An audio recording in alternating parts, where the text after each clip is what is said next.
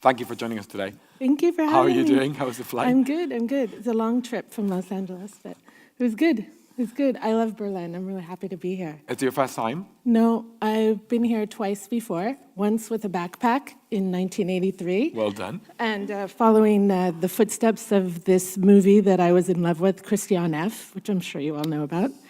And also to see David Bowie perform here, hopefully when I was 19 and he was touring the Let's Dance album. I had heard he was going to play in Berlin, and I was so excited because I thought Berlin's the ultimate place to see David Bowie because he's going to sing Heroes in German, because that was my favorite recording at that time. So I was with a friend, and we spent 2 days traveling here from Greece. We made a huge effort because we found out about the concert last minute. And we didn't have tickets, long story short. We snuck in, we got in, and he sang Heroes, but in English. And I was so disappointed. And anyway, that's my relationship to Berlin initially, and then I've been here with Madonna 4 years ago when we were here with Sticky and Sweet Tour. Brilliant.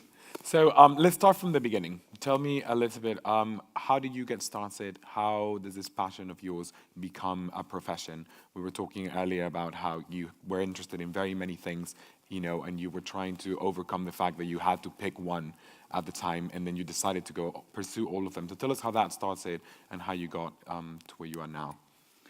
I started in a very unorthodox way. I had a bohemian, they don't like me to call them hippies, but, even though I was born in Greenwich Village in the 60s, and they moved to Haight-Ashbury later on, and then in a commune in Canada. My father gets really pissed off if I call him a hippie, but they were bohemian. So he's corrected me, he constantly corrects me. Their goal with me and my sister, you know, I was, ostensibly I was denied pop culture as a kid because we didn't have a TV, which was very painful for me. And we were denied things like sugar and red dye in hot dogs, and all this stuff that was trendy at the time in the 70s and late 60s. But the thing is that my parents are really young, and the thing that I see now is that I was raised within a youth culture movement. So I was actually raised within pop culture in its own way, even though I was denied teen magazines and TV. I mean, I sought these things out ambitiously, manipulated my way into friends' houses so I could see Welcome Back, Kotter and all these popular shows that really informed me. And it's, my mom really criticized, I have to talk about my childhood because it so informed me as an adult, professionally. I didn't have a traditional route. I'm a college dropout. First I thought I was going to study psychology, then I thought I'd study film. I kept quitting things, and eventually found myself in New York. I had gone to London with a backpack on that same trip that I came to Germany this summer, and I found out about fashion styling, which I always thought was being a hairdresser. I'd been in London. I actually didn't even know what a stylist was, and I found out stylist was kind of like a sculpture class I took in college, where it was more about moving things around, creating a balance, and what was aesthetically pleasing without a particular skill. And this really appealed to me, being that I had, I guess, attention deficit order of sorts creatively. So I pursued this, telling my parents I was going to college, but I pursued this by moving to New York and becoming an apprentice, and quickly realized that studying, a lot of stylists were working at magazines, traditional, they were a lot of, it's hard to explain, but a lot of people that worked within the magazine industry at that time, like at Condé Nast, and I tried it out. We're all from a certain class. A lot of these young girls came from families, and guys too, who maybe their sister went to work at Sotheby's and they went to work at Condé Nast. They went to Ivy League schools, and I didn't really fit in, and I didn't feel comfortable. So I kept trying to look for ways that I could express myself, which was, I didn't know what I wanted to do, other than I liked styling because I liked putting things together and creating story and creating character. I'm digressing. What was the Let's go question back. you asked Yes, me? it was all about how it started and how you Started. got. This Yeah. is kind of how it started. This kind of a. So then, what took you then spin to costume design and to styling? Then start working with people and music and life and creating characters through costume. Well, I pursued the fashion world in this kind of schizophrenic way, working for different people. And by luck, my boyfriend at the time, his sister went to high school with this guy who needed a place to stay while he was recording his record in New York. I was living in New York, and his name was Lenny Kravitz. And this was my good lucky charm. And so Lenny was my roommate for a while before he was famous, and was recording his first record. And then when it came time to make images, at the same time I was apprenticing, assisting stylists and big fancy editors, working on like Bruce Weber shoots, and not really feeling like I fit in and feeling a bit out of my place. But with my friend Lenny, it was quite organic, where we had to make a video and we did photo shoots, and it was all an extension of this friendship. And it was very safe and very comfortable and very organic. I had no idea, nor did he, how successful he would be. So this was very lucky for me to get this kind of exposure. Now, I did my first music video with him. Actually, it's a lie, my second. And music video in the 80s, well, to this day, is usually performance-based, where the artist is singing the song and being sexy and interesting. And then you have the narrative videos, where you have a story that's perhaps telling the story of the song. And the first time I did a video that had a narrative base, I felt this kind of magic moment. It was like epiphany for me. Oh, dressing people for character, that was really something of substance for me. I could get behind that. And, dressing a postman in a uniform was so different than just dressing someone to look sexy or beautiful or creating a pleasing balance in a fashion photo. So this hit a deep chord with me, and I decided that I needed to go in this direction. So I left New York I worked on a small film where I kind of taught myself with friends from college who were making a film in New York. And I kind of stumbled through it. Most costume designers apprentice, they go to college, and there's a linear trajectory of becoming a costume designer. And I kind of came about it from the side, which perhaps gave me a perspective, I think, that was different from my colleagues.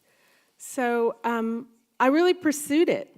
And my first film was, and meanwhile, maintaining, because I love print work, I love photography, I love fashion. It took me a long time to admit it. It's like a guilty pleasure, but I absolutely love it. And I find that working in the print world and working in tableau form, it has really informed my eye and my aesthetic and my ability to focus on balance and details. And this has informed my film work, for sure. And I have maintained this, I guess, stubborn character. In the beginning, people were saying I had to focus on one or the other, and I left New York for that reason and moved to LA so that all the background noise of people telling me I couldn't do something would go away. The most uncool thing I could do in the 90s was move to LA, which everyone was just shocked that this is like a cultural wasteland.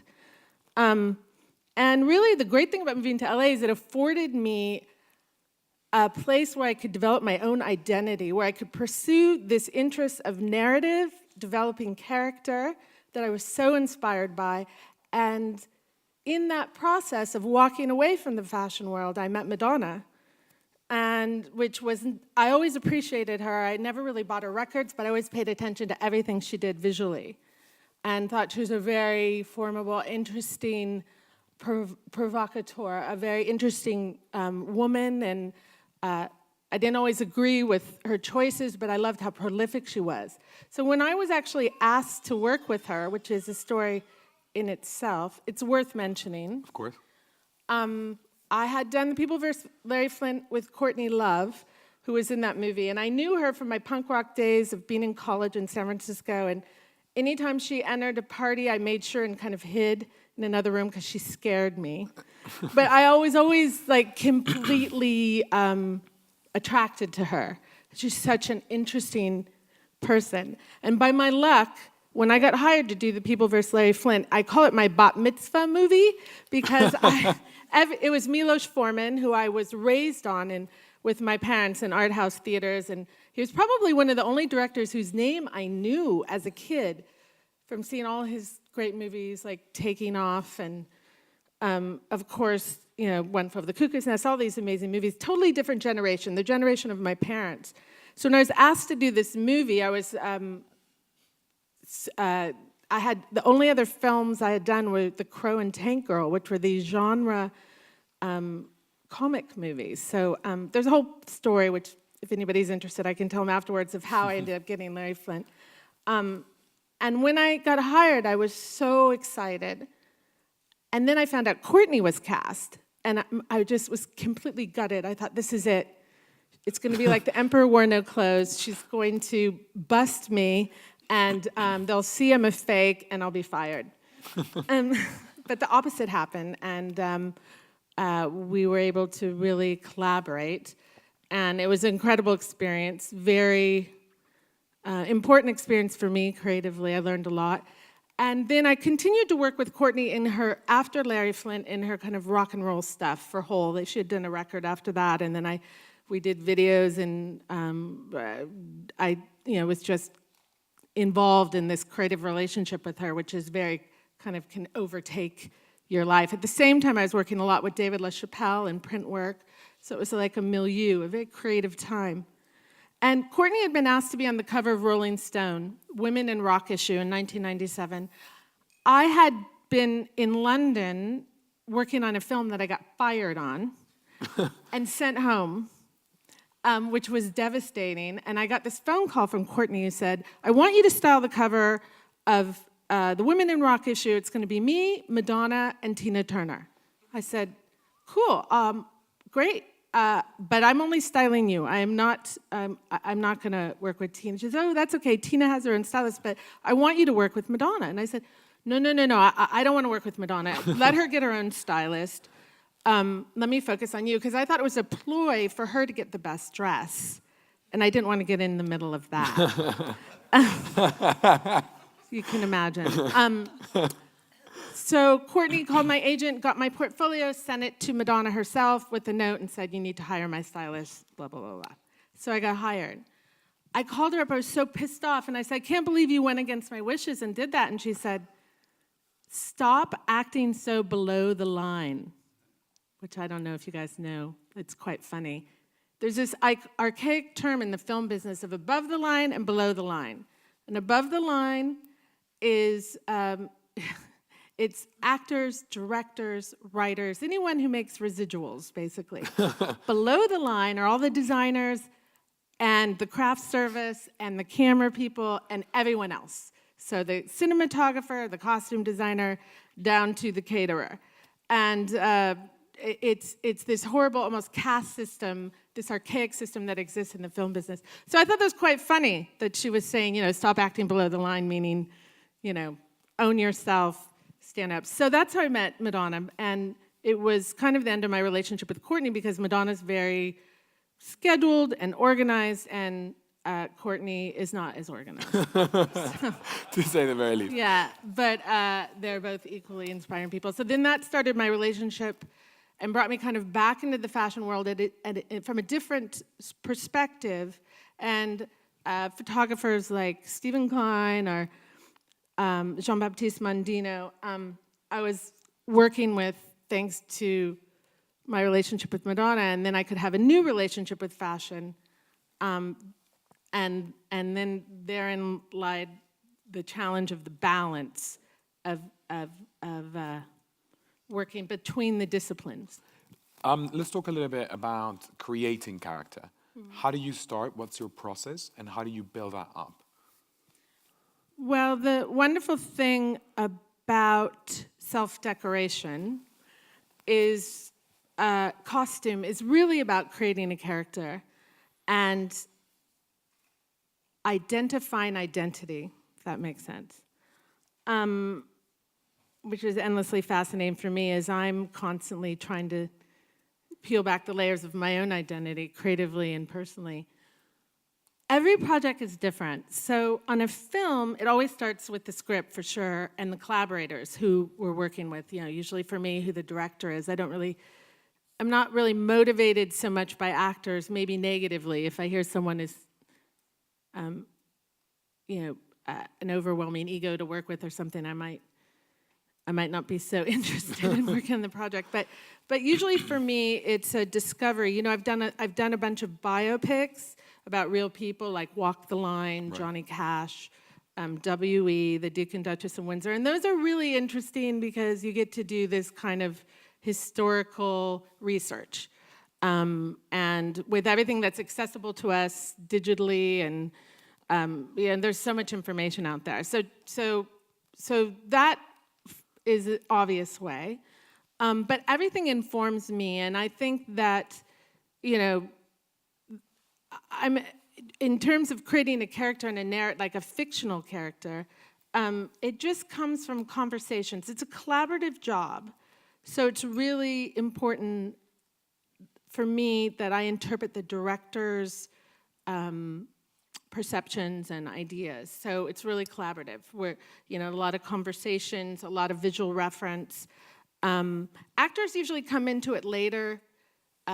Sometimes they don't even come into it until the day before, and I create these character studies, whether it's mood boards or books with lots of images, or sometimes it's music, and now I'm very, I love, I create like a website so that people can access with lots of visual reference, so I work in that way. And the same way with Madonna as well, like when it usually starts with the music with her, and then we create some kind of character.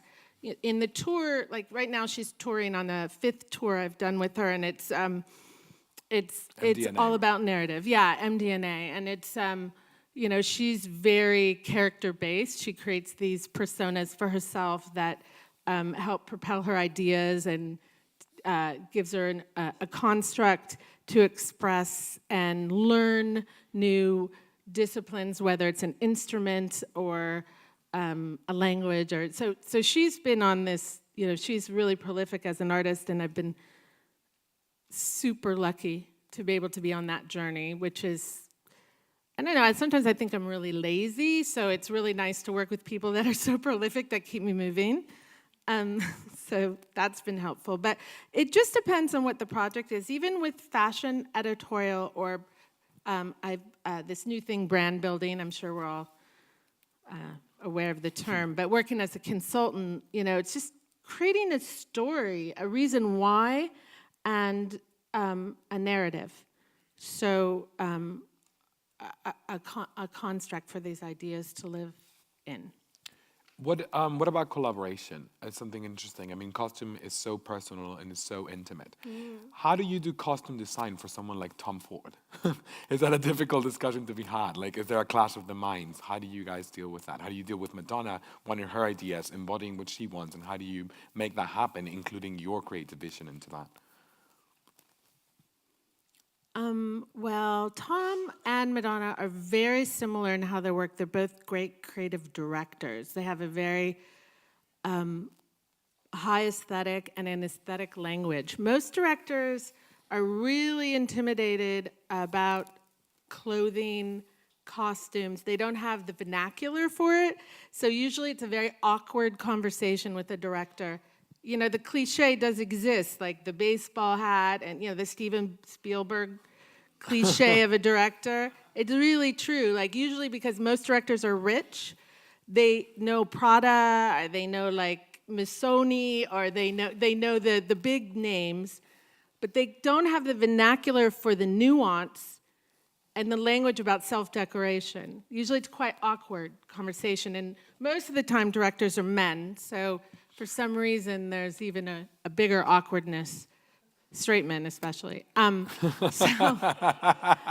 So working with Tom and Madonna is like, it's fantastic because you can speak at a very high level. They have the vernacular and they have the interest.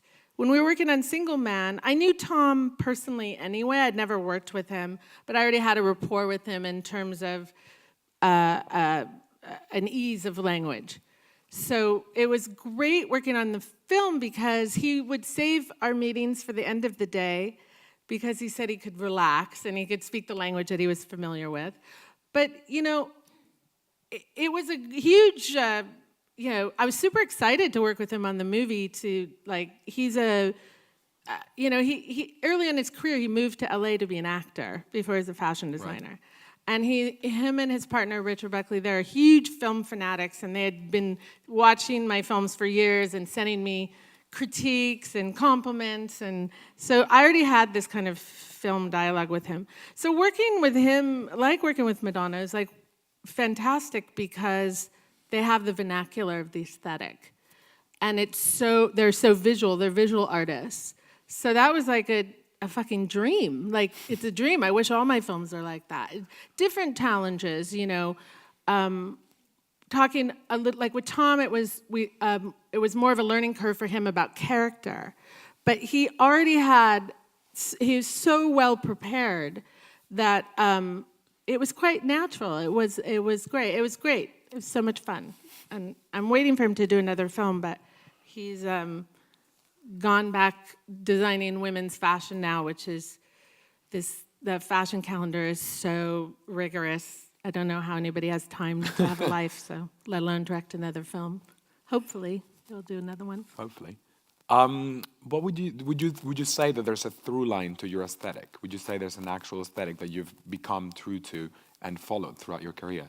I think it's up to someone else to examine my work. I'm not really nostalgic. I'm more really about the action before the product. So I really like process. I don't really reflect too much on what I've done. I think I get really interested in working, like in film, working in something like a period a second time, like Larry Flint, we worked the late 60s through the early 80s. And then like in Girl Interrupted, we did the late 60s as well. And then in Walk the Line, we did up into the 60s. So I like revisiting a time period because then I get beyond the intuitive and I get to the levels of, I need to visit that again, like in terms of, because when you're making a film, it's like revisionist history. You create this language that's going to fit aesthetically in the story. Not everything is valuable, or not everything is,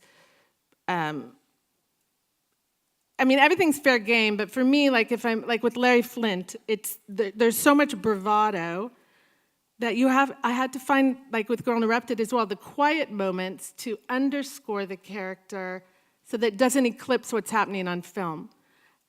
A movie like Hedwig and The Angry Inch, it's like these big moments. So there's a lot of mood and tone. So for me, I do like revisiting these time periods, and even so that I get more fluent in that language, I guess. Because it's a bit like being a treasure hunter in terms of narrative and aesthetics. I don't know if that makes sense. It does. Let's talk about a bit about the now. What do you think is the position of creating characters through costume now? How is that changing? How is that moving? Is technology affecting? How do you deal with that? And where is it going? At the moment, it's quite depressing to me in terms of film. The film world is all about like the movies that they're making.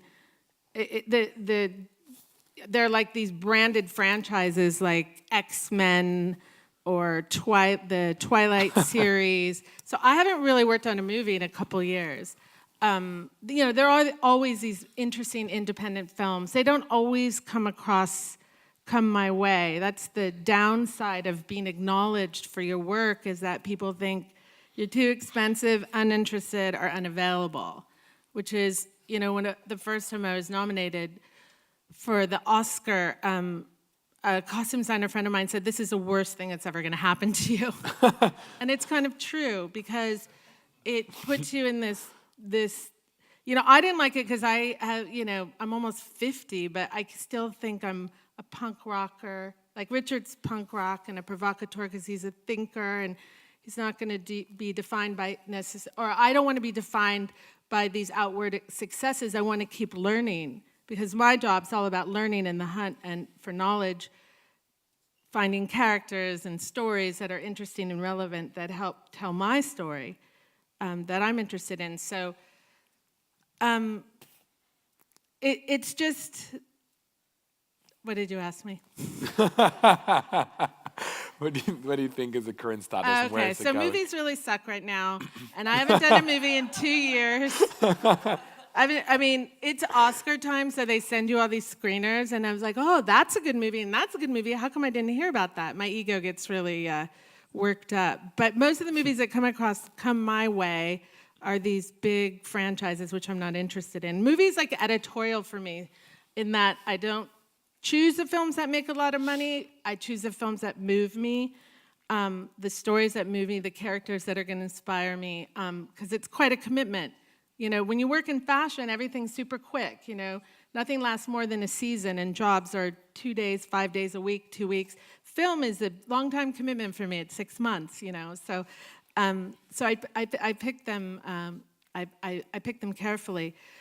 At the moment, this year for me, my big project was Madonna's tour, MDNA tour, which is ending in a couple weeks in South America. I'm actually going next week to document it with Stephen Klein, the costumes, and we're going to do a big photo shoot. And that almost killed me. It almost kills me every time.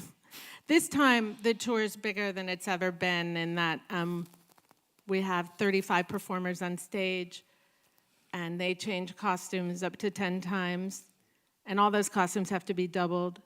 So basically, there's like 500 shoes on the road for Madonna's tour. So it's like the volume, it's like a tsunami of costumes. So many characters. We played a lot with identity. There's a whole narrative to the show. I actually wouldn't even describe it for you, because a lot of it is for us, and it's really just about entertainment for the audience. So, but that was a big project for me this year, and then I'm going to end out the year next week by going to Argentina to document it with Stephen Klein. We've done some really big, some of the most interesting experiences for me has been documenting Madonna's work with Stephen Klein because of his perspective, and it's been really interesting for me to be in that world. So so that was what this year's about. I did a project this year that was really interesting, and I'm really interested in the digital world. I'm super interested in e-commerce. I'm super interested in the construct of the digital world and how everything, content, everything, design in that world. I was asked to design costumes for an animated film that DreamWorks is making. And I said, really? what does this mean? And they said, so I said, so basically there's no actors, there's no real costumes. It's just me and my illustrator designing and then working with the animators. And they said, yeah. I said, awesome, I'll do it. I can't wait. On the heels of working with Madonna and all these dancers on the tour, I mean, I had to go basically to an ashram for a week in total silence to get myself back to normal. And then I went to do this, which was great because it was about being quiet in a room with no performers and no noise and just focusing on design in the digital world. And it was really fascinating. I love working with animators. And the movie's called Trolls. It's based on the Troll dolls. Do you know the Troll dolls from the 70s? These are the dolls I was raised with. Funny little creatures. So it was a perfect project for me. The hard part was the scale of the trolls, because our troll doll was about 4 inches when I was a kid, but a troll in our movie is about 1.5 inches. It is a really fucked up thing for scale. when designing, and their little pot bellies, very challenging. Different challenge in Madonna, very challenging. But I loved it. So I did that, and that kind of was my restorative project. I like to keep my projects different from the other. Like, after I did Hedwig and the Angry Inch, I remember I went to do 1 hour photo. So it was like, which was very quiet and austere. So I look for contrasting projects to restore myself, because I have this kind of ADD of going between disciplines. And the through line for me, I guess, are the fascination and the attraction to the characters and the stories. So I try and look for stories that help me on my trajectory of interest, like what Richard talked about, learning new things. And I choose films based on things I don't know, or things that scare me, like doing the movie W.E. with Madonna directing. That's one challenge. And then the fact that it's the Duke and Duchess of Windsor, who I thought, oh my God, this is going to be impossible, just in terms of what they are to the legacy of style, and a huge challenge. So I guess I look for things that kind of kick my ass that way, and that I'm learning new things. So, everything's different, right? I'm working on, I did that film, and now I just am kind of flowing with it right now. There is a film project that I'm circling around, but we'll have to see. It's kind of like a new relationship with the film. I have to make sure the elements are right before I commit. Speaking of career ADD, is there anything you haven't done that you'd like to do? Is there anything you'd like to dabble in next? Sure. I mean, I'm interested in anything.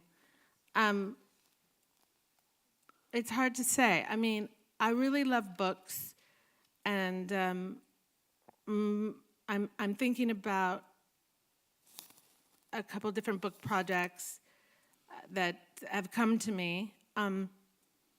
But I don't know, I'm just open. I think I'm just open. There are many things. It's hard for me to say one thing. As long as it's, I think, rigorous and keeps me forward. But I can't think of one thing. Let's talk about a little bit of the relationship that you have with the power of creating these characters. And do you consider this a power? Do you see yourself sort of like a puppet master on top of all of these characters, creating what they look like, how they behave, and affecting their embodiment throughout the film? Or how do you relate to the characters that you create? What is your relationship with them? Do you think you're creating them? Do you think they're informing you on what you're hoping? Do you think you're helping? Are you eye level with them? Are you above them, below them? Where are you? Well, the role as a costume designer, and I can say kind of working as a freelance editor, it's the same kind of thing. I mean, costume is all about creating character, and it's collaborative. So I get a lot of my initial inspiration of course, from the story and the director and the perspective. And then when the actor is involved, whether it's early or late, then that's another aspect that informs the physical embodiment of the character. My favorite part usually, and this goes with my work with Madonna as well, are fittings, which are when my adrenaline's kind of pumping and when the character kind of comes through in a fitting, and you have, hopefully before a fitting, you've done all your research, or not all your research, but a lot of research, and I bring these different elements to the fitting, and sometimes create like a whole vibe with like music, and it just depends on what it is, and through that, it's kind of this trance-like thing that happens with me and an actor, if it's a good thing, and we figure out how that costume is going to inform the walk, the posture, the physicality of the character, and that, you can do all your research and go to every museum and look at every art book and look online and or create something out of nothing and draw on paper. But once you put that muslin or that clothes or that swath of color or that fabric on the actor and they physically embody it, it doesn't really mean anything. I mean, so many times I've come to a fitting, whether it's for a video with Madonna, or a character, an actor for a film, there are many times when you go into it thinking you know what you're doing, and then you have to completely start the process over from the fitting. You find that little magic something that you grab onto, and then it becomes a balance from that on out, because usually the trajectory of a story, you have a beginning, a middle, and end, hopefully, and you want to be able to have that character arc with the costumes as well, because costumes really inform tone and emotion, and they should really underscore and help the actors kind of access that character. So there's also a physical aspect that I believe is really important to a costume, is the tactile aspect of a costume. What we all are wearing clothes that make us feel a certain way, a level of comfort, a level of sexuality, a level, whatever it is that you want to channel or feel. And, I often like to line costumes or create a fabric that's either going to help an actor access something. Like, for instance, I was doing a film with Christian Bale, a Western, 3:10 to Yuma, and he had to have a limp. And, we talked about this. He's supposed to have a leg brace and a stump on his leg. So, I talked to him about how he was going to act that. Did he want to, it's like acting drunk. Are you going to get drunk? And, these method actors, everybody has a different process. Christian wanted a really heavy leg brace. He didn't, because we had created for the fitting, different versions, like a lightweight one that looked like a brace, but he could move fluidly, and all the way to like a clunky, real, what they would have had in the late 1800s, what this character would have cobbled together for a leg brace. And he wanted to access his character something as real to the real thing, which I thought was a bit masochistic, and it didn't really make sense for what we were doing, but that's what he wanted so that he could have a reality of that character.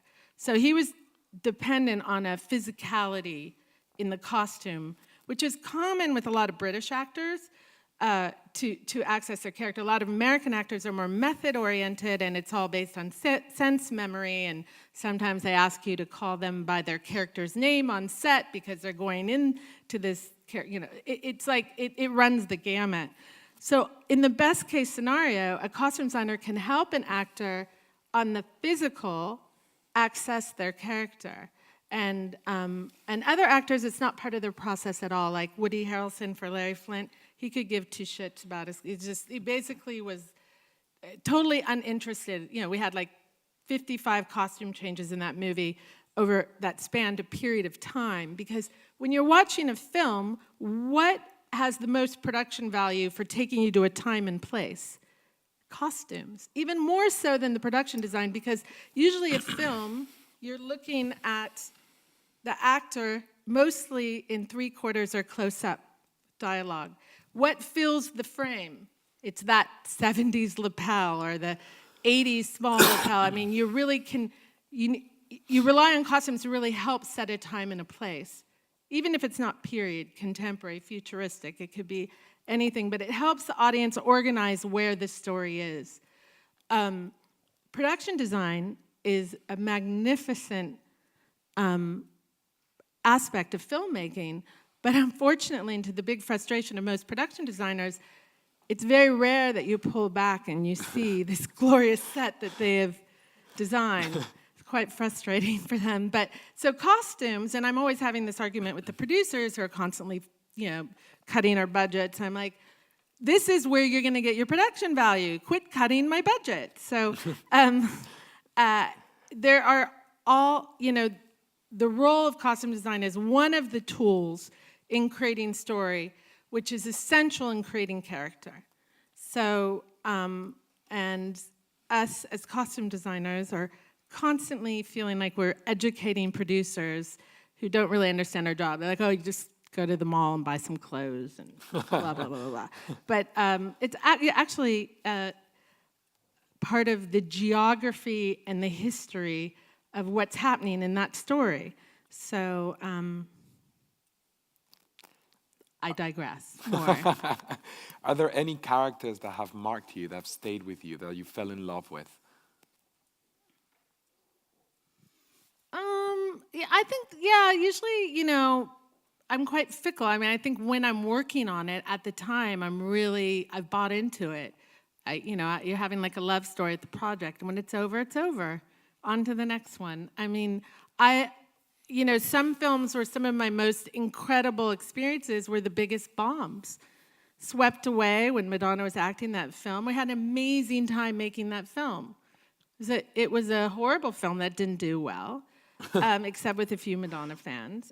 But we had an amazing time making it. We were in Sardinia for a month, and the characters were really interesting. And, it just depends. I try not to get too attached to people oftentimes when they don't like a film you've worked on and they feel embarrassed telling you they didn't like the film. It's like, I didn't direct it. Like, it's fine. You can not like a film that I worked on. No big deal. I think if you look at most people who work in the film business, their film careers, you see a few successes and a lot of failures because it's so rare that a film, all the elements come together to create a magnificent story. I feel really lucky that for me, I mean, I have,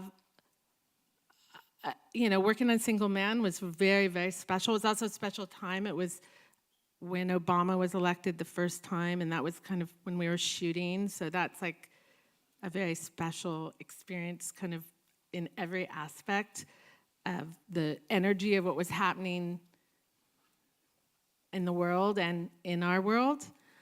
I like films about transformation, and I think you can say that about A Single Man. You can say that about Hedwig and the Angry Inch. You can say that about Walk the Line. I think I choose films. I was really informed by the Rocky Horror Picture Show when I was a kid. Yes. About this sexual revolution and sexual ambiguity and freedom and expression. Perhaps the next generation of my parents' kind of civil rights, growing up going to Vietnam, anti-Vietnam demonstrations. I don't know. So for me, maybe it was Rocky Horror Picture Show, which was about self-expression and identity and the blurring of lines and gender. That's really informed me, along with Cabaret. I think Bob Fosse's film Cabaret. These films kind of made me who I am. So I've chosen films for me that have some kind of transformation. Doesn't have to be positive, doesn't have to have a happy ending, but where the character goes through, there's a beginning, a middle, and end. Because as a costume designer, I can help illustrate that. I'm not really interested in films that go nowhere, costume-wise, kind of boring. You want to begin somewhere and end somewhere. I mean, I really love The Master, Paul Thomas Anderson's movie, but I just kind of felt like nothing really happened for me from the beginning to the end. And I look for films for my work so that the character can have many flavors, kind of a journey. I think that's what interests me in terms of process. Thank you. If it's okay with you, we'll open the floor for a couple of questions. Sure. If anyone has Be a question gentle, for Arianne, please. just raise your hand, scream it out.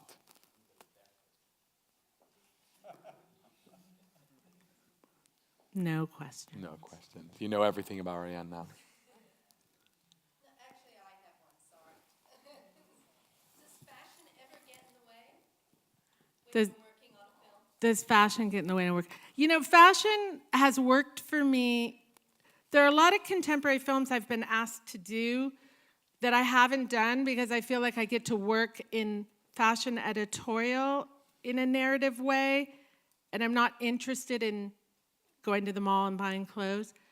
Swept Away, the movie I did with Madonna, was all based on this character who was very wealthy and bourgeois and about labels.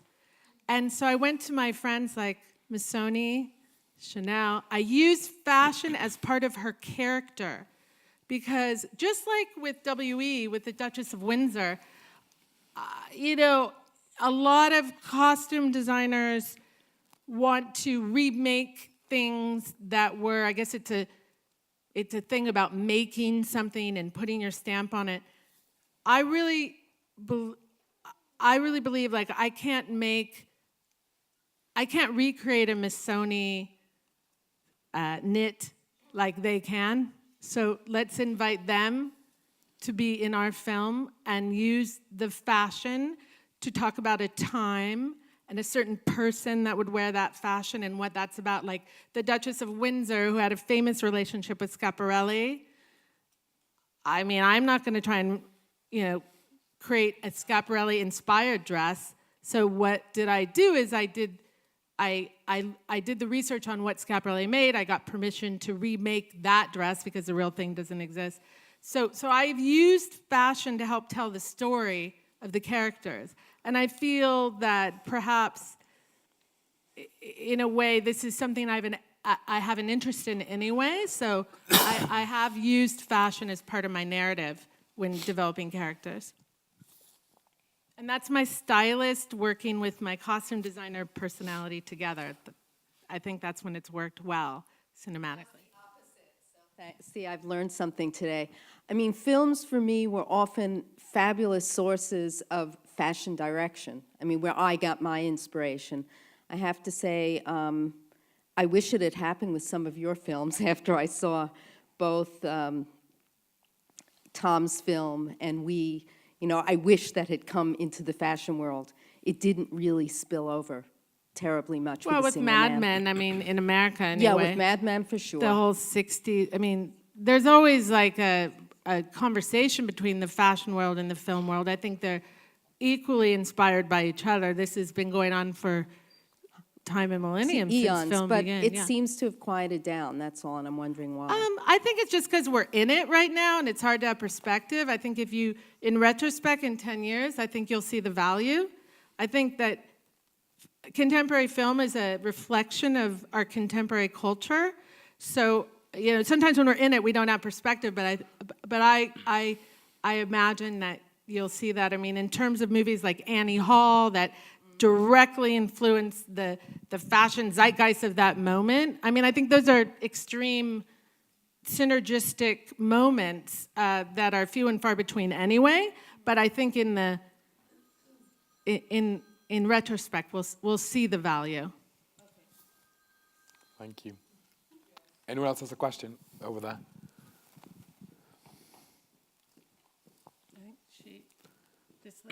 Yep. Oh, I saved my Slowly.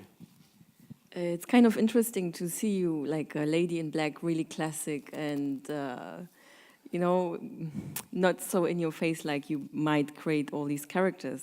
And is it like for stylists like you that it's with photographers, they hardly ever take a picture of themselves or get photographs? I mean, how do you create your character? That's a very philosophical, deep question. I'm usually just dressing out of vanity, like, how do I create my character? I don't know, that's for you to decide. It's quite just like you getting dressed, I think. I don't think about it too much. I think of what is gonna make me, today I wanted to feel chic, and this is kind of my Hitler outfit.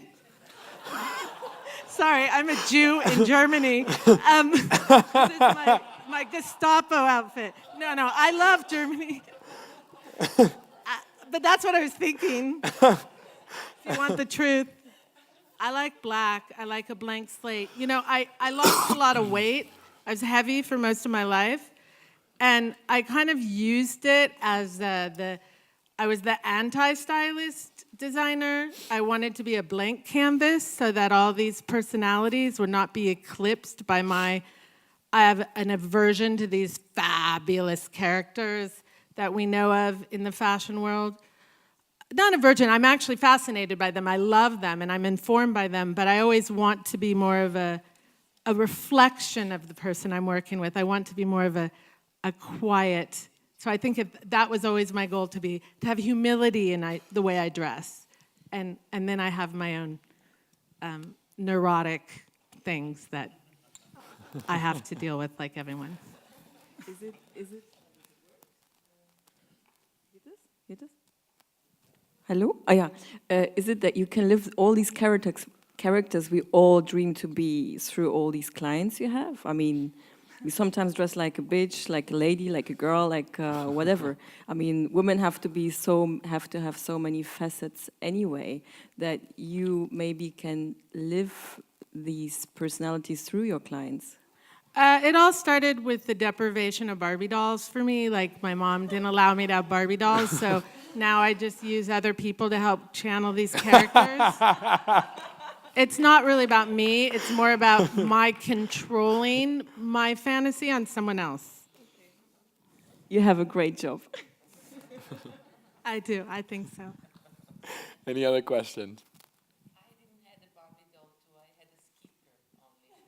Oh, I like Skipper. Is that Yes, the I youngest? remember Skipper. Me too. This was a constant dialogue with my mom, Barbies. Anyone else? Over there.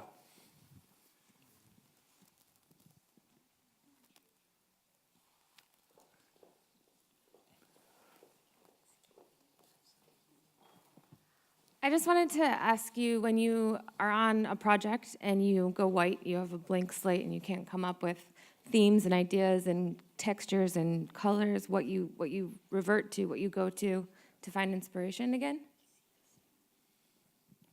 You mean like if I'm having a creative block of sorts? Like, what's my go-to? Indeed, yes. I've never experienced a creative block because I always feel like I always have a neurotic feeling I don't have enough time to express everything that I want to express, so I've never had that experience. I think if anything, I am constantly trying to edit my ideas to fit in because they're all over the place. The introduction of the digital world for me has been even worse because I'm completely obsessed with bombarding myself with as much images all the time. I guess I do really rely on the internet in terms of accessing images. I guess the go-to, my library, I have a lot of books, I don't know. I mean, I never feel like there's a lack, so.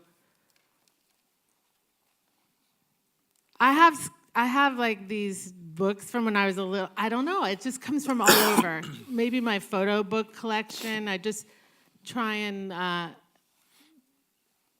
overload myself. I'm good with a lot of information, so I think just by volume and looking at books or looking at images or reading text, it will take me somewhere, which will lead me somewhere. Because it's so collaborative, my work, it can be as simple as having one conversation with maybe someone who's working with me or the pattern cutters who are making the... I, like Richard, don't make anything. And anytime I talk to the makers, like the milliners or the cobblers or the pattern makers, and I'm talking about the architecture of clothing, it does engage me and inspire ideas a lot of times that don't make sense. I actually stopped drawing so much because I found that illustrations are very misleading. Actors don't understand them. And clothes never look like drawings. So for me, I do more of like a collage, or I create a muslin or drape fabrics or show them anything but a drawing, because that usually gets you in a box. So. What is your favorite kind of fabric, like texture-wise? Is there one thing that you always use? I like in everything. Anything. Oh, well, we were talking about cheesecloth last night at dinner, right? You can't get cheesecloth in Germany, I was told. Okay. I love all fabric. There's no fabric that's out of limits. Usually, I think what I learned with Lenny Kravitz in the very beginning, when I had a pair of pants made for Lenny, and he was performing, and I was in the audience, and I saw him turn around in this kind of rock and roll move, and I saw this weird thing. I realized his pants had split and his balls had dropped out. And I was mortified because I didn't use the right fabric. After that, I went to upholstery fabric for stage costumes because you couldn't sweat them out, and that was really interesting to me. Taking fabric that you're not supposed to use for clothes and using them as clothes and clothes, like just trying to think outside the box. I love new technology. Japanese are great with fabrics, new technologies with fabrics that heat up and change colors, and technologies really, I don't know. I like it all. I